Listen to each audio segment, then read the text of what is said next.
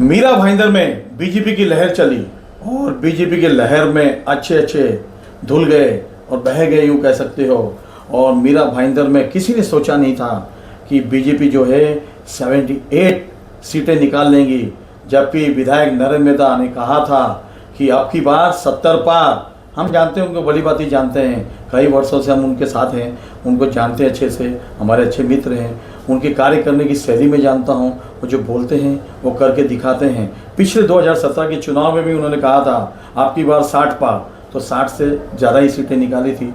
हमारे साथ आज बैठे हैं प्रभाग क्रमांक 6 के विजयी सिंह उम्मीदवार परेश शाह। उनसे जानते हैं कि उनकी जीत का श्रेय वो किसे देना चाहेंगे और क्या जनता के लिए कहना चाहेंगे। मैं ये जनता की श्रेय सिर्फ मेरी जनता को देना चाहूँगा। ये जो विजय हुई है मेरी, मैं जनता को देना चाहूँगा इसका श्रेय, और हमारे आमदार नरेंद्र मेहता जी को, भाजपा परिवार को, जिन्होंने दिन रात करके मेहनत करके ये हमको जीत दिलाई है। परेश जी, आपकी टक्कर कांटे की टक्कर थी, सामने प्रतिद्वंदी थे, लेकिन आप बड़े निश्चिंत थे कि आप विजय सिंह आपको मिलेगा और आप विजय भव होकर विजय रैली निकालेंगे।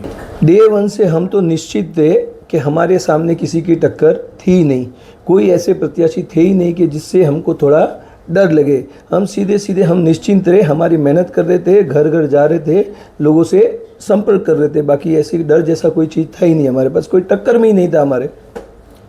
परेश जी, आप बड़े आत्मविश्वास से कह रहे हो कि टक्कर में कोई था नहीं। यहाँ कई पार्टियाँ खड़ी थी, कई पार्टियों के लोग खड़े थे और आप ही के समाज से भी खड़े थे, क्योंकि ये जो 60 फीट का जो एरिया जो आपका प्रभाग का क्षेत्र बढ़ता है, उसमें बहुत सारा मारवाड़ी, गुजराती और जैन बाहुल्य इलाका कहलाया जाता है, जबकि वो बीजेपी का गढ़ माना जाता है। लेकिन टक्कर तो कहीं ना कहीं थी।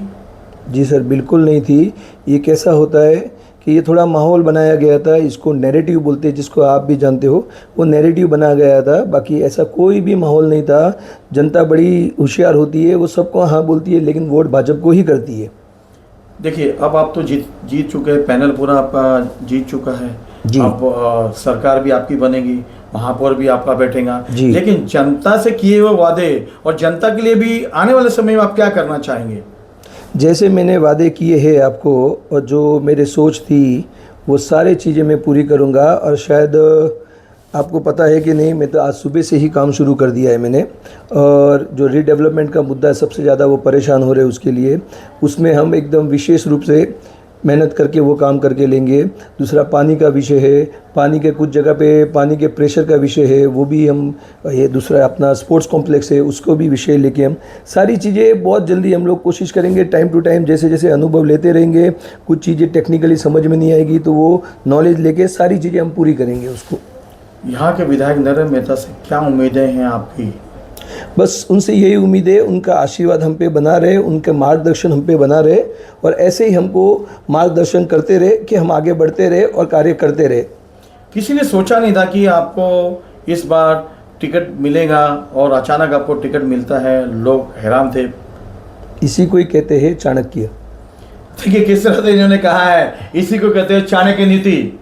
आखिर मीरा भाईंदर के चाणक्य तो नरेंद्र मेहता कहलाते ही हैं, और जिस तरीके से उन्होंने युवाओं को टिकट दिया है, 13 से ज़्यादा लोगों को चुनावी मैदान में उतारा है, और सारे के सारे युवा जो है जीत कर आए हैं। और किसी ने सोचा नहीं था कि 78 सीट निकालेंगे और विरोधियों का सुपड़ा साफ करेंगे।